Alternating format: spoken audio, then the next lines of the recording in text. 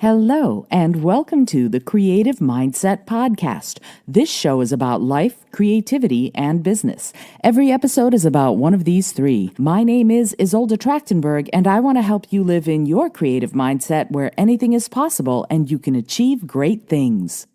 Here I am, and I want to talk to you all about techniques to create when you just don't feel like creating.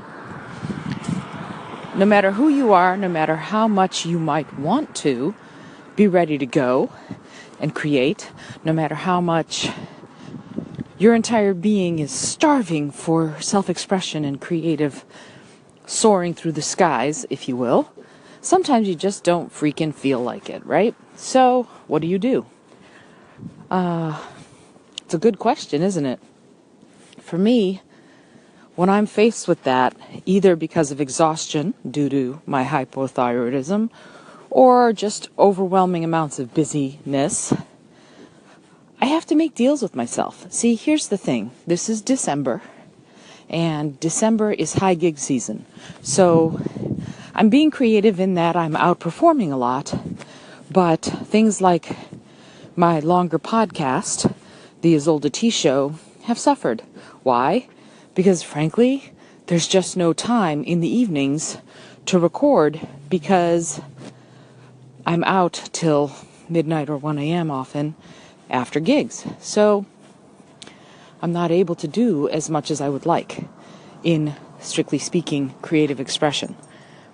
There's performing expression, certainly, but not so much with creative expression. So, and once again, you're hearing outside sounds because I am doing this real, raw, and unedited. And so you will hear, right now I'm walking my dog, and you will hear the outside sounds of the leaves rustling, the last few leaves on the deciduous trees, and the sounds of cars passing by. So bear with me here. But anyway, so as I was saying, what do when you're exhausted or when you're too busy? Or when the muse is being finicky? I make deals with myself. I make these, if you do X, you will get Y kinds of deals. So the rule might be, I'm going to practice this guitar for 20 minutes. And that's it. No more than 20 minutes. I get to get up and be guilt-free. I just do 20 minutes and that's all. And it's super simple. Because at 20 minutes, I get to decide, am I done? And if I am done, I'm done. And I don't have to do anything else. But if I want to keep going, then I get to do that. I do the same thing with writing. I'm just going to sit down, I'm going to crank out 100 words. Or for 5 minutes, I'm going to do X for 5 minutes.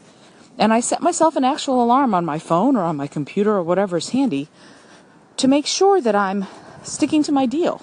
And I do that and promise myself that I will do it completely guilt-free. There will be no repercussions. There will be no reprimands, either internal or external. I give myself the deadline. The alarm is set, and then I go and I do. So I can do that with music. I can do that with writing. I can do the same thing if I'm walking at my treadmill. I'm going to do this for as long as it takes me to walk for 2 miles. Or I'm going to sit and face this blank page and I'm going to write the words blah, blah, blah, blah, blah, blah, blah, B-L-A-H, just in case you were wondering, over and over again until I'm so sick of writing them that something else starts coming.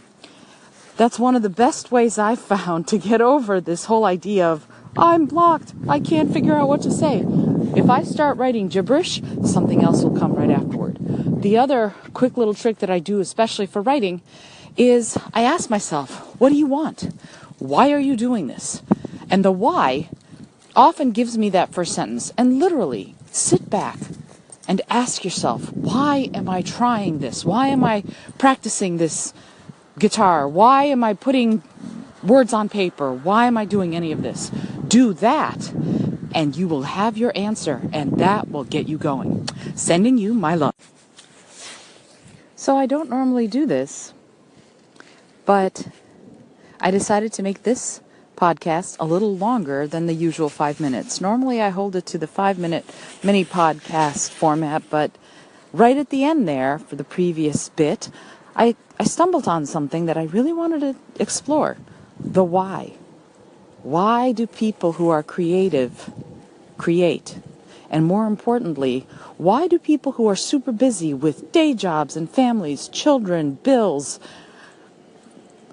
trying to live their lives, taking care of older family members, all those various things, why do they create? Why do you create? I'd love to hear from you, actually. What is the reason? Because sometimes we can't help it, right? Sometimes it's just something we have to do. But most of the time, for most of us, it's something we secretly yearn to do, that we really want to, but we don't even know the why of it. Why do I create?